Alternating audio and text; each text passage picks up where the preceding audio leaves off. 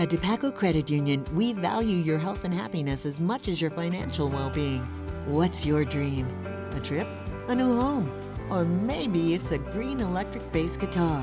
No matter the goal, we're here to help you create a plan that helps you achieve it. Share your dreams with us, and we'll work with you to turn them into reality.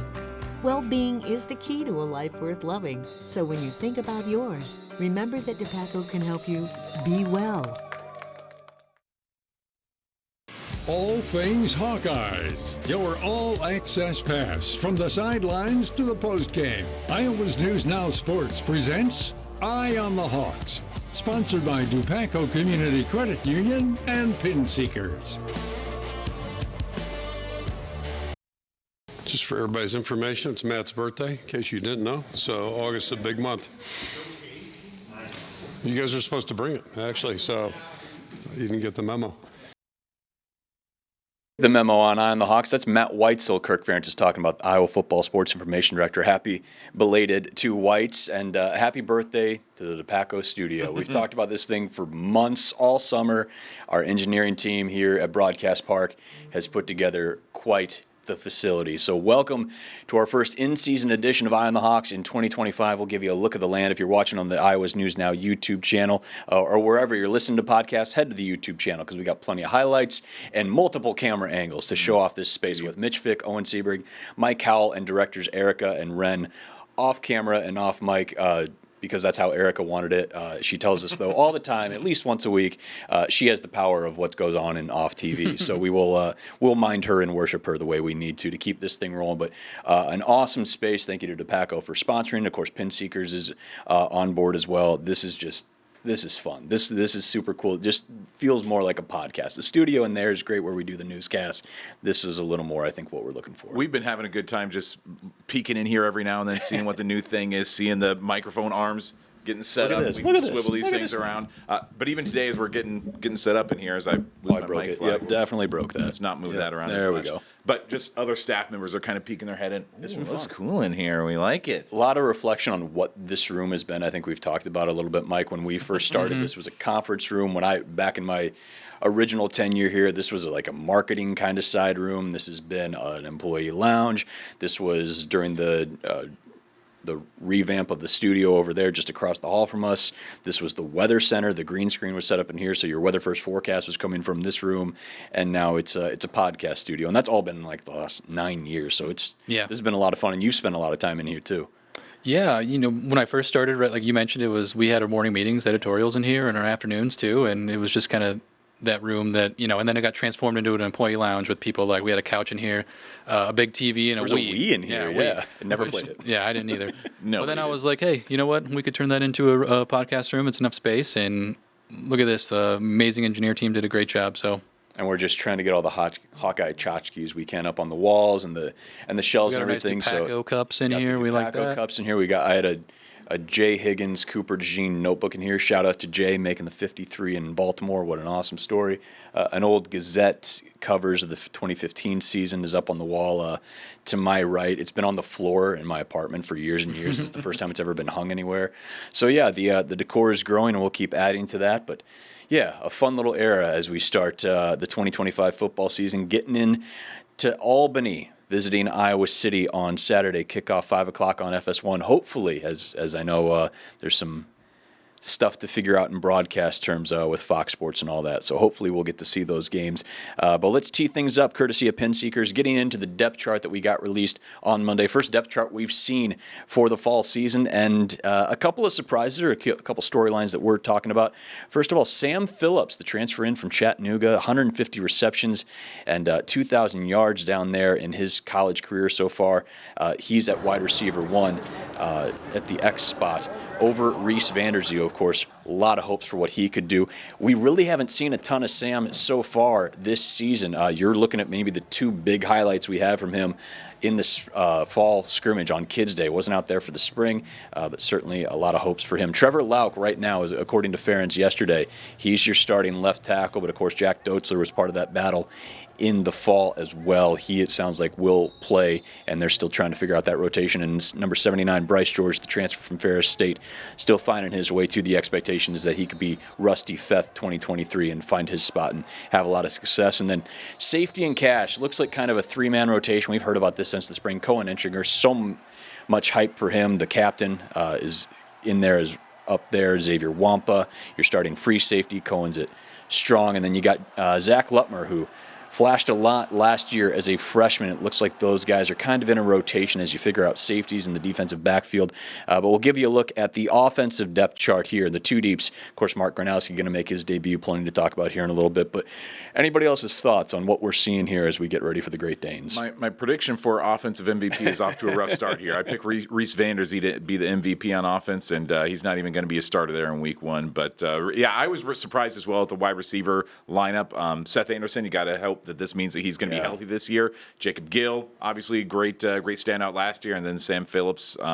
Really don't know what to see out of him. The running back spot was the one that everybody talked about last year. Kamari Moulton was RB1 last year in week one as well, and he's going to do it again this season and probably going to be getting a lot more carries this time around. Yeah, muted myself. 2 points on that. You say he's not going to be the starter, but how do we know he's not going to start the game? Yeah, right. Wide receiver and running backs, tight ends as well. I asked Kirk yesterday about tight ends. There's 3 wideouts on the depth chart. Are we even going to see 12 and 22 personnel? And he says pretty frequently you're going to see 2 tight ends out there. So Ostrengo or Orth Large. But again, you've got 8 guys we've talked about in the receiver room. So Reese could certainly still get his. And the running back, Nathan McNeil's not on there.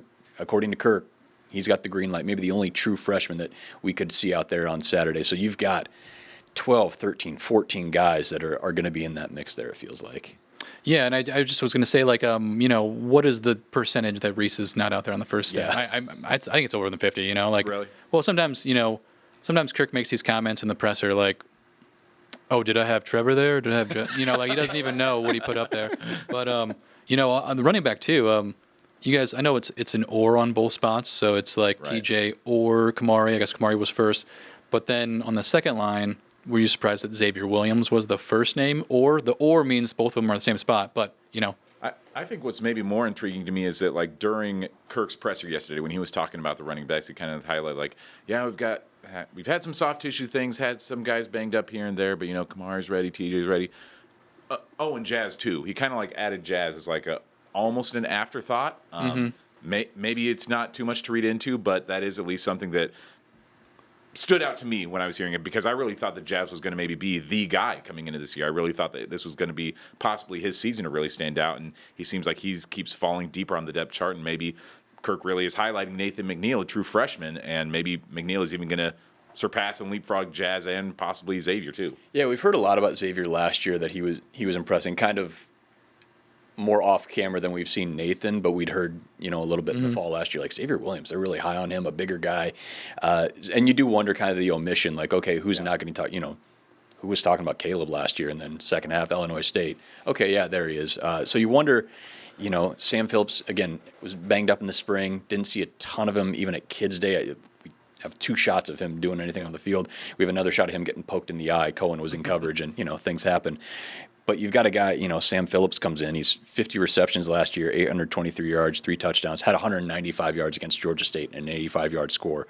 Compared to the rest of the returning wide receiver room, 70 catches last year, 35 of those from Jacob Gill, 895 yards, 6 touchdowns. So is it a big surprise that a guy with that much production is expected to have a big role? Not really. But again, we just haven't seen a whole lot of him. So it'll be interesting to see how everything rolls out on Saturday. But, running back, same way. Would you be shocked if Jazz had 7-8 carries at some point? Yeah. No, I wouldn't. One last thing on the wide receivers for me, last year at this time, who the number ones were on the depth chart? At least 2 of them were Caleb Brown. Caden Weegan and Jerry Bowie. I looked up last night. Oh, Bowie, yeah. And how many combined catches did they have last year? I mean, less than 10? I think 12 total. I think 12? Jarrett might have had 9. Yeah, All but right. 3 or 4 of those were in the bowl game, right? Yeah. What the point is, I think we're in a better spot this year where those 3 receivers can put up some good numbers, but it doesn't mean that will pan out this season. Who's to say Reese, Caden, or KJ on the 2 line don't have a huge year, or someone that's not even on the list, because Bowie was on the number 1 line and he's not this year. And Bowie's ran with the ones in non-conference dating back to Utah State in 23. He was out there. So, yeah, there's a lot to figure out. It's August 27th, a lot to figure out. And then, of course, the offensive line. We'll hear a little more from Bo Stevens coming up later in the podcast. Encourage you to go read Chad Lystico's feature from yesterday on Bo. That's an important and fantastic story that Chad wrote, and Bo was willing to share along with Coach Barnett and Bo's family. But you got Lucas Allgaier, true freshman that we've heard a lot about. They love this kid. He's behind Cade Pieper, we've seen so much, and he's won a couple hay bale toss titles, but he will make his first career start on Saturday. Anything else we're looking for on the offensive line? One of the trenches, we've talked about it, that's probably the Hawkeye strength going in the 25. Yeah, left tackle spot, obviously kind of a question mark right now. Boy, the right side seems like it's so strong. Left side, maybe a few more question marks. Bo still proving himself a little bit. Left tackle, I really don't know what to expect out of Jack or Trevor or Bryce George, the transfer coming in. Could he leapfrog those guys and end up a starter at some point this season? Yeah, the last thing, too, is Kirk said when he was asked about what freshmen will play, true freshmen, he's like the only one that's got the green light for Saturday is Nathan McNeil, like you mentioned. But Lucas Allgaier is the second listed right guard. So, like, if I was up by 40, you got to think he's in the game, right? I imagine green light means playing with first the ones. Half, yeah. Which he's got a lot of time with the ones because Kamari and TJ weren't out there in this fall, so or for Kids Day. So we'll see how that looks. Then on the defensive side, of course, all new faces, but very familiar to the program at the linebacking core. And you've got Lutmer in there at Cash, Rexroth at Leo, Jaden Harrell stepping into Jay Higgins' shoes at middle linebacker in the Mike, Carson Shire at the Will, and that defensive line, man, you're hard-paced to find a better one in the Big Ten right now. Bryce Hawthorne, the hype he's gotten out of South Dakota State, roommates with Mark Gronowski. He's your starting right defensive tackle. Aaron Graves back, Max Llewellyn looking for a breakout year, Ethan Herkett, the other defensive captain with Cohen. That's a frightening group for the rest of the Big Ten, I would imagine. What do we think about the two deeps there on defense? Yeah, kind of what we expect on the defensive line. Maybe something that stood out as far as an omission is we don't see Yosei Nessa in the two deeps there, which again might not mean a whole lot, but he's a guy who another true freshman that a lot of people are talking about. Yeah, on the D-line, too, he's banged up during camp, but Jeremiah Pittman came back last week, I think Kirk said. Sound like slowly but surely he's working back. And I kind of thought since he's been in the program he would be there, but, the depth here, I think you can give him a few more weeks if need be because, with Bryce Hawthorne and Jonah Pace, the tackle spot, and all those ends you have, I think you're going to have a strong defensive line. Plus or minus 4.5 sacks by the Hawkeye defense on Saturday against Albany. That's a good one. I would go over just because I don't think their offensive line is – I think they had to – if they didn't replace all of them, they had to replace most of them. But their quarterback is a runner, so maybe that takes away a couple sacks. Yeah, I'll go with over though. Yeah, I'd take that over for sure. Why not? I'd say close to 6 or 7. Well, see, that was kind of the knock a little bit on the front seven last year, right? Is the sack numbers weren't there. Yeah. They came in spurts. I think Herkett had 6 in the final 2 regular season games, something like that. I'll say 4, so I'll just go under. It would not shock me, though, if to Mike's credit, if you've got a quarterback moving around there, or if, heck, they just try to keep it on the ground and try to keep damage minimal, something like that. Maybe you just don't get opportunities. But, yeah, this is a front seven that could announce their presence with authority for sure. And that third quarter, maybe you have, the 10th or 11th, 12th guys Will on. Hubert getting in there. Kenneth Merriweather, we saw him get his first career half sack. I believe it was against either Washington or Northwestern. So, yeah, you could pump those numbers up in the second half. Jalen Watson's your backup corner at both sides, the true sophomore. We saw him get some run last year. Shahid Barros, the transfer from South Dakota, who we'll talk about a little bit when they play Iowa State coming up this weekend. He's the Orr line on the left corner behind TJ Hall, who sounds to be the number 1 corner coming into 2025. And then Rashad Godfrey on the Orr line at right corner. Saw him flash a little bit in the fall as well. Well, of course, the big name on the depth chart and the name we're focusing on across the board, it is the Mark Gronowski debut game. 55 career starts in Brookings for South Dakota State. You know the numbers by now. 2 national titles. Offensive Player of the Year in the FCS in 2023. Almost 12,100 total yards of offense, 130 total touchdowns. None of that, though, in black and gold. Let's hear from Mr. Gronowski and his mindset and what he will and will not be allowed to do heading in to his first career start in Iowa, 56 overall in college. It was emotional the last time we walked out in Kinnick, just for even just Kids Day, especially with 72,000 fans out there. It's going to be emotional, but just being able to calm those emotions, go out there and have some fun on Saturday. What's taken the longest maybe to come back? And maybe what's been the quickest to come back for you? Yeah, I would say I think it's part of just learning the new offense and learning the new little different nuances that we have to learn.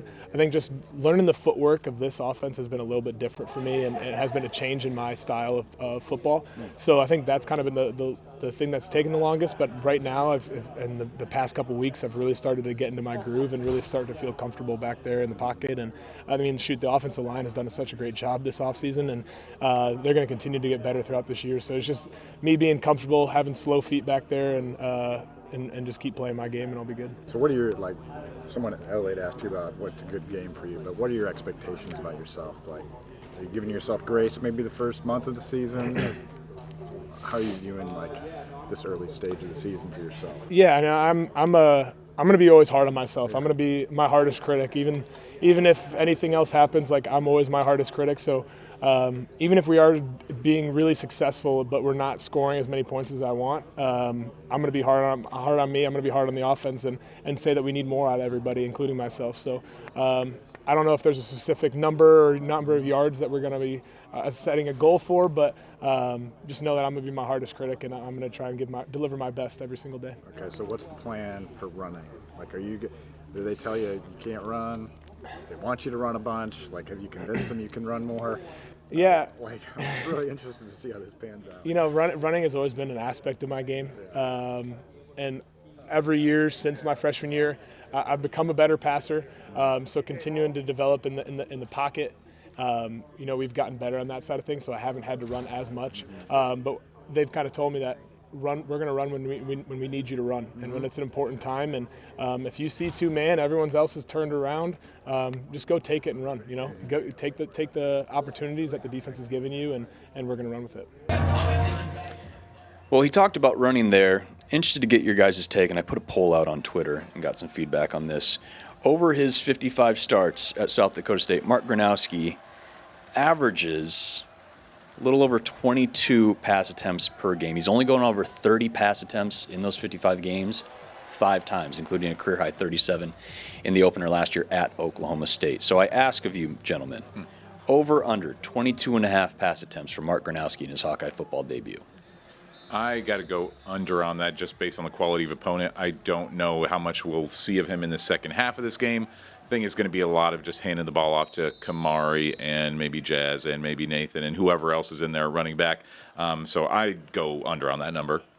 I already voted in your poll. Thank you. And I voted under as well. Yeah, I think I told you right after you posted it, and almost a question that I would like to talk about is total throws from Iowa quarterbacks, because I do think if Hank gets in there in the second half, they will try and get him some throws, some game reps in this offense. So maybe that would bump the number up. But again, that's not just Mark. So I do think it's under. I think they do take at least 1 or 2 deep shots. Yeah. I hope they do. Hope that it's something basic that they've shown before, and just get away unscathed. I don't know. I feel like we're doing a lot of over-under on the show, but I am curious along with that, because I could see him maybe just throwing 15 passes or something. Will we still say over-under 200 passing yards for Gronowski? Yeah, I'll be interested to see that. I'd go under. Yeah, I think they're going to be vanilla. I just, if there is a deep shot or two. I could see it being under on the pass attempts, but being over on the yardage, just with the amount of I see. They might open up a couple deep balls. Cade last year in the opener, I think, was 21 of 31, 248, 3 touchdowns, and a lot of that felt like was in the second half. It was 6-0 at halftime. Remember, people were like, "Oh, Tim Lester, what's he doing?" And then everyone's on the Tim Lester boat now as well. They should be. Couldn't you see? Speaking of Tim, didn't have a spring with Mark. Mark's only a handful, a couple dozen practices, if that, into his Hawkeye tenure. Didn't get to throw. It wouldn't shock me if there are 25, 26 throws out there, just to get him a little more work with the ones. Hey, let's show him off a little bit without showing too much. But to your point too, Mike, I think he'd like to get Hank some of that work as well. So it'll be interesting. We had I checked the poll just now. We're recording it just before 3:30 on Wednesday. Had 37 votes. 76% said under 22.5 throws. So it'll be interesting to see. Again, this is a game that you could probably. We'll talk about the Great Danes in a little bit here, but you could treat it like Wisconsin last year and have 10 pass attempts and just pound it on the ground with your litany of running backs with Mark. I wouldn't be shocked to see some QB power out of the Shanahan offense. Please don't drop that mug. Just brought to you by tobacco there, Mike. So we'll see what happens there. We'll see what that offense rolls out. But again, you're talking about an Albany team that the first game of the year is always kind of a difficult one, because if there's turnover of any kind, okay, like how much does last year's film play into the scout we have to start this year? You've got a new head coach, albeit he's been in the system and as the former offensive coordinator stepped into the interim role, dozens of new players for the Great Danes. So that was a big question for a lot of folks. You'll hear David Eicholt ask it as well. Just how do you prep for a team that's this new, particularly when it's mid-August and the start of the season? Let's hear the Hawks on what they're trying to figure out when the Great Danes come to town. How do you guys even study Albany? Like, I think there's like 50 players that have left compared to last year. Yeah. Like, the coach is an interim coach. I know they're the same OC, but like, he was kind of walking the room like, hey, coach, like, where do we start? I know, yeah, it is tough because from a personnel standpoint, we haven't been focusing on that as much. Like, hey, your guy is a lunger or he's a two-hand puncher or one-hand puncher, like that kind of thing you can't focus on, obviously, because we don't really know who's going to be starting. I mean, to put out a depth chart, but even that, like, they don't really know. So it's mainly just been the game plan. Their offensive coordinator last year is a head coach now, so we're expecting more or less the same system. So that's kind of the formation, the looks we're going to get. That's kind of what we've been more focusing on. Last year film, just yeah, from a schematic standpoint. Yep, yeah. But the personnel, like I said, it's kind of like all over the place. We don't know. So that'll be game day kind of situation in that sense. I would say just in general, the first game is always the toughest because you never know. Even they might have the same coaching staff, they can come out and run something totally different. So I would just say as far as that aspect, watching film is you got to take it with a grain of salt. You got to expect what's coming, but know like we have to adjust, and there might be something new that we might have to get ready for. I think schematically, at least we think you would imagine they stay pretty consistent, and Coach Ambrose has done a really good job as an offensive coordinator. Was at Delaware at one point in his career, and just has done a really good job there. So I don't see them drifting too far. And same thing defensively, we would expect similar looks than what we're seeing on film. The biggest part's personnel. It's really hard because. You have transition, and it's more of that now than ever before in college football. And so, a lot of new faces, and we'll just have to see as we go along. You try to piece things together. They've got some new receivers in. They've had good receivers, and they got some new guys that look like they can run pretty well. But, again, you're looking at film from here, there, or wherever. And a lot of it we'll learn during the game, the first half of the game, I'm sure. So what does make a successful Saturday for the Hawkeyes? I'd say good question. It's against the team that you don't know that much about. Yeah, I mean, I'd say that it's got to be a bigger blowout than even what we saw last year against Illinois State, which was 40-0. 40-0, 6-0 and a half, though. Yeah. So is that what you're saying? Like, let's have a 60 minutes of domination, maybe? Well, I mean, I guess so. I think that has to be what it's going. I think that is going to be what it's going to look like. Frankly, Sure. I think this is the worst FCS team that maybe Iowa has ever played, at least in the Kirk Ferentz era. And I mean, I say that I know there are question marks around them, but I really do think that this is going to be a bloodbath. So I think that Iowa putting up 55 points is not unreasonable to think. I think they beat North Texas like 63-0, didn't they? 10 years ago. That was 2015. It's on the poster. It's on the poster right here. Oh, 2015. That was yeah. That was Dan McCarney was back at City High grad. Andrew McNulty, who we just talked about in your Teams of the Century. Yeah. He was a member of that 09 City High team. He was the starting quarterback for that game. I am with Owen, though, and I just phrased it a little different. Game in hand by halftime. Because you mentioned the Illinois State game. It was 6-0 at halftime. But Iowa had 7 blowout wins last year, and only 2 of them were Iowa had the lead. Iowa had a double-digit lead at half. Wow. And that was Wisconsin and Maryland. That was 13-0 Maryland. 14-3 against Wisconsin.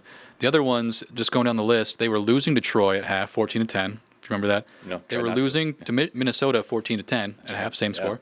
Washington was 20-10, and Stevens, I guess that's double digit, but Stevens hit a field goal at the end of the half That's right. to put them up, and then Northwestern was 12-7, and all those games right. were blowouts. Crazy. So, when They you were look a back, second half team last year. yeah, definitely. When you look back, we blew all these teams, but it was close at half. Especially if you're at the game, I was at the Northwestern game, just like, oh, come on, So I think I'd be satisfied with game in hand by half and no injuries. Yeah, Tim Lester has talked about this too. He kind of on purpose being in the first year and figuring out what he's got and what everybody can do. The first half was very exploratory in almost every single game. And listen, what we saw reflected that. You're just trying to figure out what are they doing, how are they reacting to this offense for so many Big Ten teams were seeing it for the first time. Okay, second half, what can we do? I feel like now you've got the receivers that have more confidence in the routes they're running. Everybody's more comfortable with the system. You've got an experienced quarterback in Mark Gronowski who, by all accounts, is soaking everything up like a sponge. That, maybe you can put the gas a little farther to the floor in the first half and really, make that cushion go. First off, good research, Mike. Excellent job. Thank you. Well done. What does game in hand mean to you? Like, is that 3 touchdown lead, 4 touchdown lead? That's a good question. Okay. I was thinking 3, like a 21-0, Sure. something greater than 20 points. Yeah, because 17-0, I don't think an Alway team this week could come back from that, but a Big Ten team could, Yeah. And you've seen that happen before. What was the score of 2002? I don't want to bring up bad memories. Iowa State, it was 24-7, right? And Iowa State came back and won the game. Right. So, 20 points. Yeah. With an FCS team, you think it's in hand. Yeah. You'd like to have an opening drive score. I feel like, we talked about that going into 2023. I think that was the first time in the Kirk Ferentz era there had been a passing touchdown to open the season, something wild like that. I wouldn't be shocked if it was Mark Gronowski rushing touchdown to open the scoring. I do think that's going to be a sizable part of his game just because that's what he can do. But, I think get 3 touchdowns on the board early. I think that would help people feel good. Give them something to get hyped about after a long day of tailgating, really get the crowd raucous in there. I think you do, as much as you don't want to show a whole lot for next week, because you're going to have a big advantage because you're going to have 8 quarters of football from Iowa State that Warren Ruggiero is going to be advanced scouting on. Give Iowa State as little as you can, but also at the same time, Tim Lester gets to roll out not a fully realized offense, but probably as much as he's had in his tenure at Iowa. It'd be hard-pressed to hold back a little bit if you've got an opportunity to maybe really show off and get some excitement going. And I think that winning the turnover battle, not just winning the turnover battle, but winning it by a considerable margin is going to be a big thing for them. I think that 0 turnovers has to be the goal for Iowa. No interceptions, no fumbles by these running backs who are still getting tested out there, or fumble snaps. And I think winning that turnover margin by 3 or so, getting a couple of interceptions and maybe a fumble recovery or 2. Iowa was one of the best teams in the country in turnover margin last year. It was something we talked about going into the Missouri game, the Music City Bowl, because Missouri did not turn the ball over. I think they had 9 turnovers all season long, and they didn't turn the ball over against the Hawkeyes. Iowa had the turnover, and it ultimately, in a 3-point game, that can cost you. Yeah, so in a game like this, you don't want to already show those little flubs and little mistakes that if you're making against the wrong opponent, that can be the difference between winning and losing the ball game. What about, I think I was listening to Chad Lysico's and Tyler Tatchman's podcast after the Tuesday thing, and they were talking about explosive plays. What about that, though? Because I think if you win the game and it's 35-0 or whatever, and it's just you just ran for 250 yards, but it wasn't and there were no explosive pass plays, I think fans will be kind of weary heading into Iowa State. So, do you put a number on that? How many explosive pass plays there might be? I would more put the number on, and I think we talked about this during the season preview, the explosive plays you're not giving up. I think that'll be that's a good point. Don't give the Troys big plays from Devontae Ross, right? Make sure everybody kind of stays in, because I think even against Illinois State last year, maybe there were 1 or 2 plays that went for a little longer. I feel like they had a receiver that maybe had a big gain, and I think the game was starting to get in hand in the second half.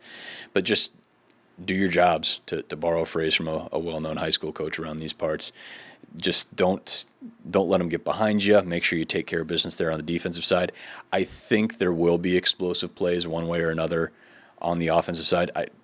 We each could house a punt again, and maybe this time there won't be a hold. So I think there will be at least one play that's 30 plus, 25 plus, something like that. I think we talked about it earlier in the summer too, just how few long touchdowns. There have been like down the field passes there have been in the last few years. I wouldn't be shocked if you had maybe a Seth Anderson-esque score, whether it's Sam getting loose, KJ, heck, Reese, he's 6'4", he'll be out there throwing up to him. I think you'll get something that people can get excited about. Yeah, maybe not like a 80-yard strike, but I think that they'll open it up enough that Gronowski could throw like a 35-yard touchdown pass or something to Reese, or it might even be a screen pass that Kamari Moulton takes for 40, 50 yards or something. And that, that's what the fans want to see, but you don't want to show too much against Iowa State. So, like, maybe something, you put on tape last year, or a basic, your receivers just beating the corner and safety at a sheer athleticism, and then you throw it deep. That's what I'm kind of thinking. I would say, maybe this is the prediction for the game, tight end touchdown. Talked about had one all of last year, and it was the Brendan Sullivan little shovel pass to Addison Strenga. Owen got such a great shot of. I think either Addy or Zach, or man, it'd be great if it was Hayden. It'd be great if it was Hayden Large. I think one of those tight ends will get a score on Saturday, and that'll be a fun moment. Again, talking about we came out of Kids Day with no tight end highlights. Maybe you're talking about what you're not seeing, and maybe that's the stuff that's really gonna pop. Jake Butt from BTN, he was raving about Ostrenga after their visit to Iowa City. So we'll see. We've talked a lot about the wide receivers just because we're so desperate to talk about the wide receivers after all these years, looking for something to pop for the first time really since 19 and 20. So we'll see what happens. But again, tight end U is tight end U. But it's also a place known for the offensive line, and mentioned it earlier in the pod. Bo Stevens, just an awesome and important feature from Chad Leistiko earlier this week. He's our Hawkeye highlight. We're bringing that back this year. Bo Stevens going to make his 30th game appearance for the Hawkeyes on Saturday, his 22nd start, and just talked about him, about the journey and what Coach George Barnett and Hawkeyes of past have taught him about how to play the position, how to approach the day every day. A Hawkeye highlight for week 1, Bo Stevens. What's the biggest thing skill-wise, mentality-wise, anything like that? Just maturing, I guess. You kind of have bad habits when you come out of high school when it comes to your technique and stuff, but it's also just your mentality towards things. And I think Coach Barnett kind of visualizes this analyzes this perfectly, where you come in and you're baby skinned, you have soft skin, anything can scratch you, and by the time you're out of here, you're calloused. You're a calloused guy, and you've got a lot of layers, and you can peel them back, but there's still more underneath. And it's basically just not getting affected by anything. You get a little owie bump here, a freshman, you call out for a day, or you're sick, you got the sniffles here. It's coming in and treating this as not a job, it's a fun job, but it's treating it as I need to show up for work today. I can't take a day off because I'm not getting paid for this. Now we are, but it's just that mature aspect of being tough, being a man, being able to respond whenever someone punches you in the face. But that whole process of that, and then also just keeping calm and poised during all that I would say, is a lot of my growth. So lots to learn from Mason and Connor as they go to the league, but not many offensive lines have backups like Nick DeYoung and Tyler Ellsbury, who play 50 games and plug in a bunch of spots. What are the things that you learned from them coming into the program and now as they go on? What's the word? They showed unwavering loyalty, I would say. They didn't question the coach. Something about Coach Barnett is that you have his trust. He'll trust you if you trust him. And I think something special about us as an offensive line, especially with Coach Barnett as our coach, is we can all trust him, and he has our back, and he knows what's best. So DeYoung maybe playing 50-something games earlier in his career, then not really playing that much as last year. He trusted the coach. He trusted he knew what's best, and he didn't have his own agenda. We had our one goal as a team, and that's play the best 5 and rotate whoever needs to come in for them, and whoever guys can play. So I think that's what I learned from it, is just unwavering loyalty and just trusting the process and trusting coach and that he knows best. So. And, of course, Mason Richmond and Connor Colby, who you just heard me mention, both making their respective 53-man rosters. Mason with the Seahawks was a 7th-round pick. Colby was a late-round pick as well. Repping for Cedar Rapids Kennedy, made it with the Niners. And, of course, running the Shanahan offense last year probably helped him quite a bit. I think he turned some heads. And Mason Richmond, make 50-some starts at left tackle for Iowa 4 straight years.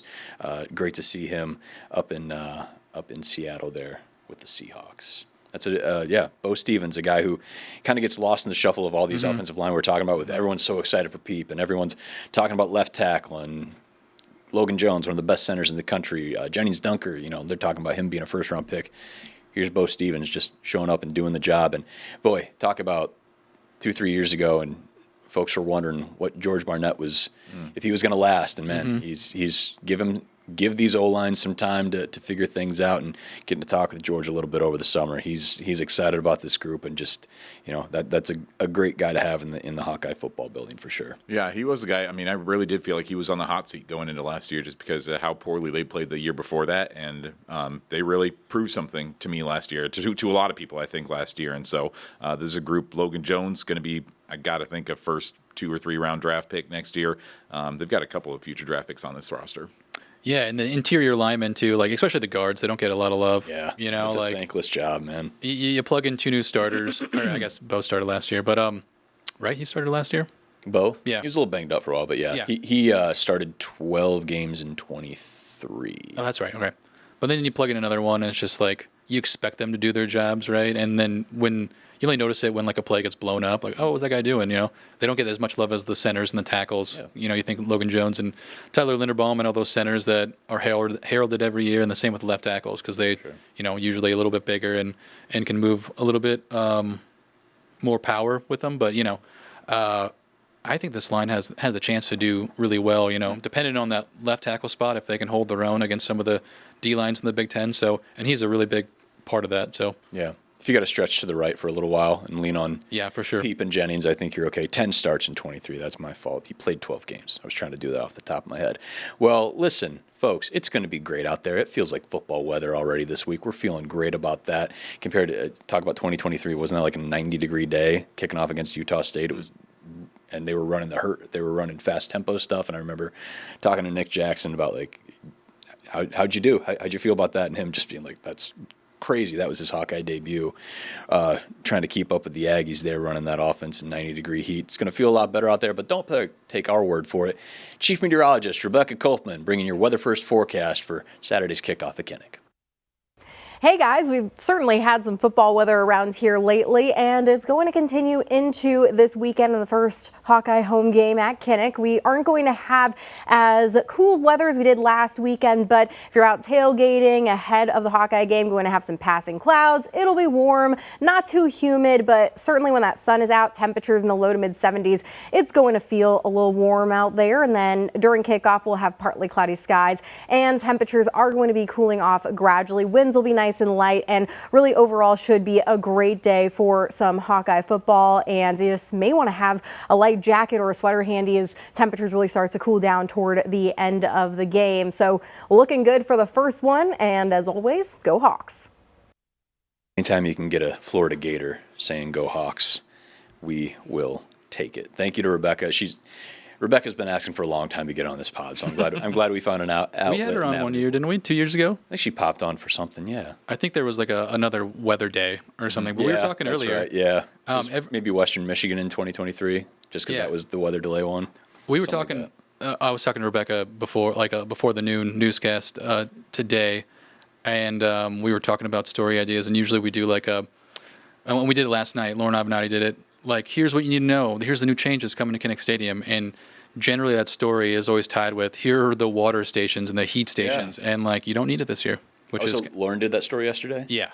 So Matt Weitzel came up to us in the Kinnick Stadium press box. So in between player availability and Kirk's presser, we go up in the press box for like an hour and a half, and cut a bunch of video, write stuff, make social media posts. That's where we found out Taylor and Travis were engaged. That TV was on, and that's a forever moment. We'll remember where we were when the greatest love story ever told got that moment. But Weitzel came up to me, and Patrick Smith, who was there too. You guys trying to do a story on ticket sales, something like that? I'm like, Like somebody at the station might be, but it's not nice. Okay, sorry about that. So I'm guessing that was Lauren's story, trying to do something there. So now I'm glad we 24 hours later, more than 24 hours later, put a pin in that. Well, it's probably important to the people who are watching this game. I guess this year, if you have digital tickets, which I think they're trying to switch everyone over, you can't screenshot them and use them. Yeah, you have which to. is important. It's a touch. It's like if you go to, it's like you go to a hotel and you get the key card. Yep. You put your phone up to a kiosk and that's how you get it. So barcodes will not work this year. So just note that if someone's trying to sell you a barcode on the internet, do not get scammed. Yeah, absolutely. And boy, how easy it is to pull crap like that off in this day and age. Well, these are good things to know because, like, even me, it's like, Mike, not qualifying Mike here, but it's like, when's the last time that I've bought a ticket for a sporting event or a football game or anything? Like, it's been years since I've had to do that. Yeah, and I think we've talked about this in the sports office too, of just because we've gotten to go to so many cool things for free because we're working.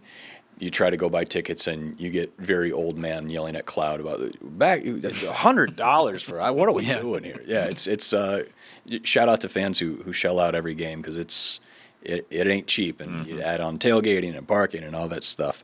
It's an investment, and hopefully you just see a good game and get a win. Yeah, for sure. So we going to picks now? Let's go picks. We're kind of revamping a little bit how the amount of games we're doing and what games we're doing this year. We talked about this a little bit. Yeah, our methodology is we're going to pick the Iowa game. Yep. Always. We're going to have a Big Ten game of the week that we're going to pick, and then we're going to look forward to the next opponent. In this case, this week it's Iowa State, and then previous opponent. But unless they don't have a game, a bye week, like we don't have a previous opponent, we're not going to do Missouri because I don't really care. And then so I picked Nebraska. So you did Nebraska. Last regular season opponent. That makes sense. Yeah, maybe we do like 2 games ahead. We could have done something like that. But the first game of the week is the Nebraska Cornhuskers minus 6.5 point favorites against Cincinnati at Arrowhead Stadium in Kansas City. Will Taylor and Travis be there? What if they just get? He is a Cincinnati What grad. if they get married on Thursday night? Well, I felt bad for anybody who got engaged over the weekend. Like, okay, we're not going to post anything Monday, Tuesday. We'll get it out on social media, and then you just get engulfed. But this is wild. 4 Big Ten games on Thursday night. Awesome. Buffalo and Minnesota. Rutgers hosting Ohio, and Wisconsin hosting Miami. A lot of MAC Big Ten action going on Thursday night. The MACtion is wearing off on the Big Ten with Thursday night football. Love it. Watching a little Pat McAfee show today. Seems like those guys are liking Cincinnati to cover that. What is it right now? 6.5. 6.5. Yeah, they were saying that that line has moved a little bit. So I'm going to take Cincinnati in this one. Yeah, this Nebraska, like, they're just so tough to pick because it's Nebraska and there's so much hype and so much growth. And I kind of believe in Dana Holgorsen. I shouldn't so say do I, yeah. I really believe in Dana Holgorsen a lot. Just where he works now is the hurdle to get over. I'm going to take Nebraska to win by a touchdown, so just barely covering. It would not shock me, though, if since he gives them a game. And, hey, first game of the year, a lot can happen. But just for the sake of, I'll give Holgorsen the benefit of the doubt, and we'll see what Raiola and that offense do. Yeah, it's a tricky game because it's really tricky. I do think Nebraska, from last week's pod, I have them beating Iowa at the end of the year in our preseason predictions. But I do think, there are some big question marks at the D-line. They lost 2 guys who went on the NFL. I think they replaced all 4 D linemen. I think there's a lot to work out with their black shirts. They posted all over social media. But I think it'll be a close game. And, I think Cincinnati will be better than they have been the past 2 years. They failed to make a bowl game the last 2 years. Brendan Sorsby's coming back. He's got some weapons that are transfers too. So I think Cincinnati covers. But Nebraska could still win. Yeah, it'll be a good game. I think it'll be a touchdown game, touchdown or less. But yeah, I'll just give Nebraska a little bit of an edge there. So next game we got is number 1 versus number 3. Texas is traveling to Ohio State to the Horseshoe. Texas is 2.5 point underdogs. Yeah, first number 1 team to be an underdog in week 1 since like 78 or something like that. I do have to like the momentum that Ohio State brings into the season, so I think I'll take Ohio State to cover that 2.5. It's tough. You've got a fresh quarterback against one who's got a little experience, but all the pedigree in the world, all the hype in the world. I'm a big Sark guy, big Steve Sarkisian guy. What he's built there in Austin, I'm going to take Texas to cover. Again, man, we got some good games to open the season. It's not easy. Hey, Arch, go ahead, go to the horseshoe, figure it out. But I think Texas just has a lot going. I think their defense can maybe listen, Jeremiah Smith's so good. Just throw it up to him and let him figure it out. Caleb Downs is great on defense, but I think Texas can maybe shake the earth a little bit there and really announce their presence to open the season. How about this for a stat? Texas and Ohio State both lost like 14 draft picks to the NFL. Wow. And obviously they're both like favorites to go to the playoff and possibly win another national title. But I think, like you said, Mitch, Jeremiah Smith's like the best player in college football. So Caleb Downs is probably top 5, if not the second best player. Even with Julian Sayin coming in, I mean, Carnell Tate's their number 2. How many teams in the college football would he be the number 1 receiver, Yeah. Even though I think it's going to be a close match, I think Ohio State's going to pull this one off. If it was in Texas, even though Ohio State won there last year, I might take them this year, but let's go with the Buckeyes. This is an interesting one in Ames. Very interesting one. Yeah, so Iowa State won last week in Dublin against Kansas State. They come back for a team that's ranked 4th in the FCS rankings right now, South Dakota. South Dakota is a 14.5-point underdog. Former Cyclone Aiden Bauman, who's a damn good FCS quarterback, he's returning to Ames after his redshirt year. He moved on to Vermilion and has had a lot of success for the Coyotes.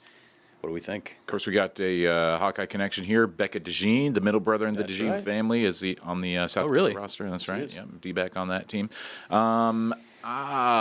This is a tricky line. Iowa State is 14.5-point favorites. I think I'll take South Dakota to keep it within 10 to 14 points. I think that, Iowa State looked so good in that game, like against a really good Kansas State team, like Rocco Becht, like looking like potentially, I'm not going to say Heisman favorite yet, but at least a guy who, a lot of people in the nation are going to be keeping their eyes on Rocco Becht. A little underwhelmed with the run game at Iowa State right now, perhaps. Carson Hansen doing some things. Abu Sama, I think, is overrated, frankly. But I do like what Iowa State brings to the table this year. Iowa State, listen, Rocco showed, again, when the game's on the line, when the chips are down, that kid figures it out one way or the other. That's as good of a 14 for 28 game as you're ever going to see from a quarterback. Because when there are 6-7 plays there where Taylor Mauser said, "Go win it" or "Go get it," every time, man, that kid, his best games as a Cyclone have been like UCF last year, where he was, and I think Kansas State last year was like 13 to 36, and he just win. He'll make one of those. He'll make one of those 13 count. The bigger storyline I thought coming out of Farmageddon overseas was Kansas State handed every opportunity for Iowa State. Rocco threw one right to the defender, made a great break on it. Defender drops it.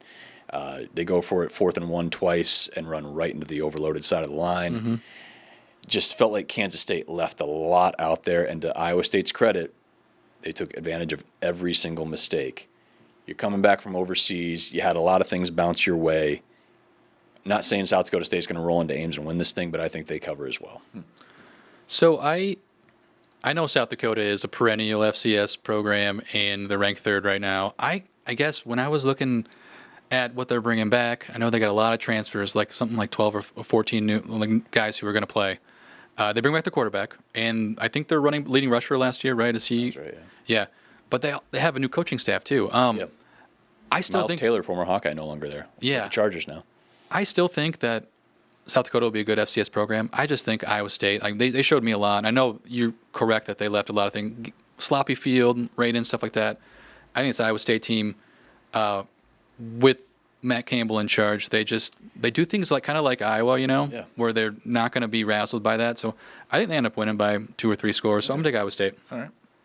Yeah, it wouldn't shock me. It's no, yeah, either way. All those other, we talk about Iowa going to the West Coast and playing a game and how that's so tough. Coming back from overseas, even if you do everything the right way, and love the way Campbell It's runs tough. that program. Like, there's just a lot of things there. A lot of teams don't play the next week after coming back from overseas. So this is a big litmus test for sure to see how the Cyclones bounce back after the game that everybody's talking about. How can you handle things maybe if South Dakota plays a little bit of a cleaner game, everything like that. And then we turn to, Iowa with one of the biggest spreads to start the college football season. They were a 38.5-point favorite over the Great Danes of Albany. We've talked a lot about what we're expecting. How much do we think they win by? Can Albany keep it within 5 touchdowns and a field goal? You know, I've talked a lot about Albany and how trash I think they are. Trash team from But how do you really feel? from a trash-ass city. Albany is one of the worst cities I've ever that's been right. to. You went there for the final or the Boy. Sweet 16, right? And you Sweet did not 16 have, Elite 8. Iowa played who they played, Colorado and LSU. you did not up have a there. good time, right? It's just the lousiest city. There's just nothing to do there. Big market, huge TV market, weirdly, but just nothing going on there. The most fun. We have a light come on the Chamber of Commerce from Albany, New York is on the line. Thank you, caller. The most fun that I had was that former President Chester A. Arthur is buried in a cemetery outside of Albany, and Which we all know. I think that we're all aware of Chester A. Arthur's burial site. There's one thing I'm familiar with. Peggy Schuyler of if you're a Hamilton fan, Peggy Schuyler of Hamilton fame is buried in that same cemetery, so I got to visit her same plot as well. That was the most fun that I had in Albany. I'm going to outside clip of the this stadium. and tag the chamber. This is. Nobody had a good time there. Worst run NCAA tournament that I'd ever been to. Maybe worst run like staff. I mean, just like the people that worked that stadium just had no idea what was going on. Not a good time in Albany. So based on that alone, and I've talked a little bit about Iowa's non-conference games this year.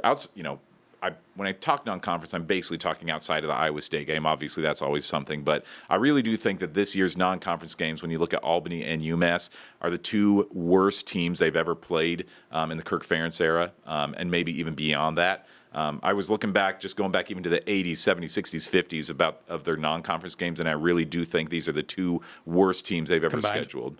And 86, they played Northern Illinois and UTEP, beat them by combined like 130-10. So that could be a contender, but I really do think these are the worst teams they've ever played in the non-conference. So based on those metrics, I do like Iowa to win this game by more than 40 points. How do I follow that? I will, though. I don't have much. I do think that Iowa won't show much to go vanilla, but like you said, I mean, interim head coach. He was the OC last year, I believe, right? Is that correct there? Correct. And, new quarterback coming over from Buffalo. Jack Shields is starting. He didn't start a game, had 4 plays, 4 rushes, and 8 yards. So I think he's going to be a dual threat, but I just don't think that offense is going to do much against this Iowa defense. And I almost wrote in our what's successful this Saturday as don't allow a point. Is that realistic? I think it is if they win, unless, the third stringers are out there at the end of the game. So I'm on Owen's boat. I just don't know how, fast the offense is going to move. Can they get to 40 without just stalling and, in the fourth quarter running it, in a 9-man box? But I'm faithful in Tim Lester, and I'll go Iowa covering the spread. I'll do the same, and I will say one of my favorite stories from last year came courtesy of Owen's visit to Albany, because if you remember Micaiah, who had this awesome reaction to Caitlin Clark signing her shoes.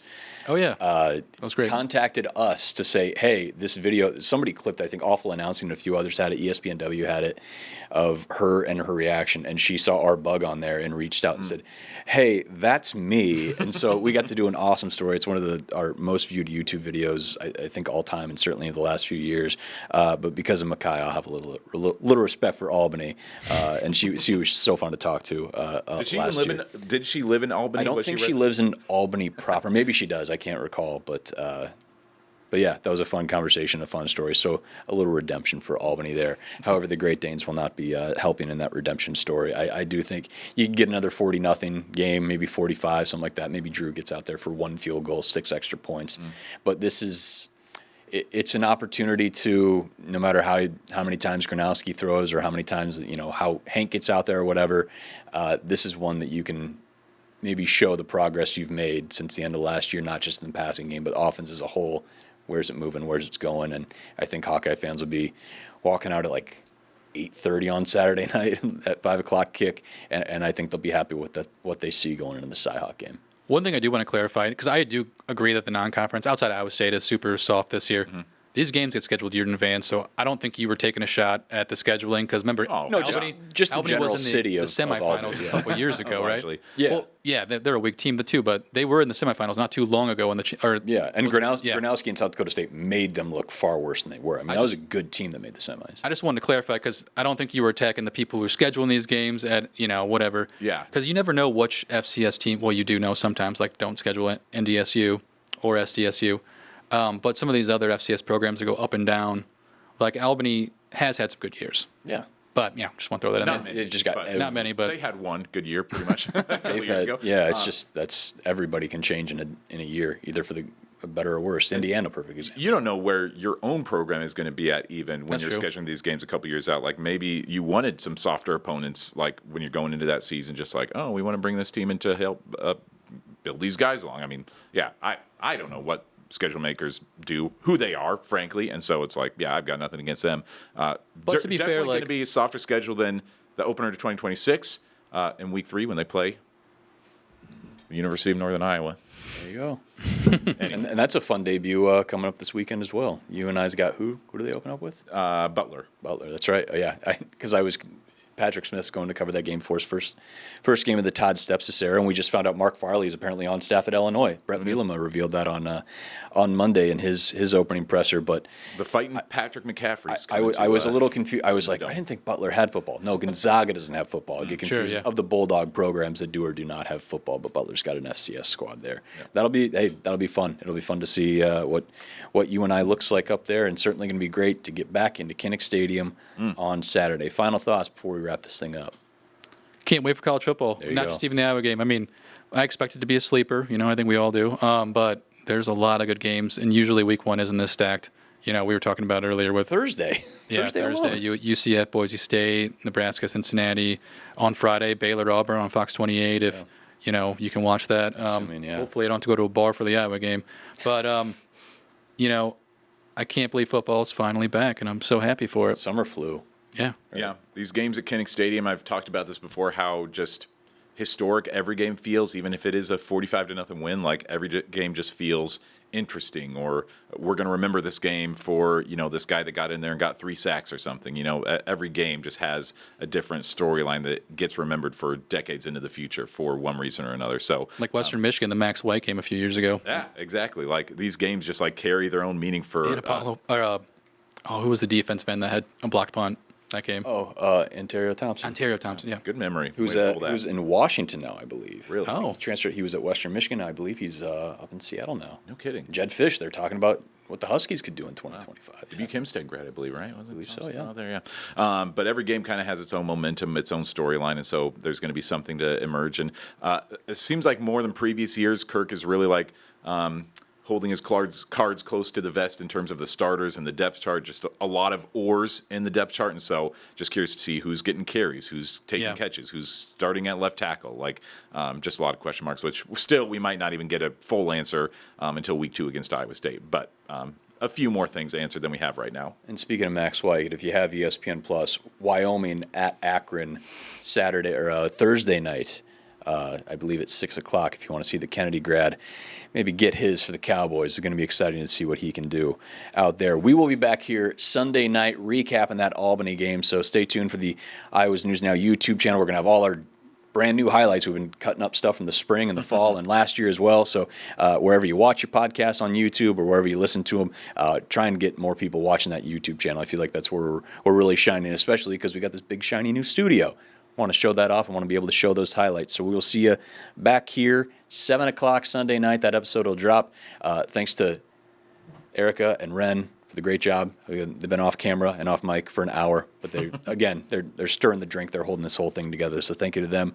For Mike and Owen, I'm Mitch. See you Sunday night for our post-Albany edition of Eye on the Hawks. At DePaco Credit Union, we value your health and happiness as much as your financial well-being. What's your dream? A trip? A new home? Or maybe it's a green electric bass guitar. No matter the goal, we're here to help you create a plan that helps you achieve it. Share your dreams with us, and we'll work with you to turn them into reality. Well-being is the key to a life worth loving. So when you think about yours, remember that DePaco can help you be well.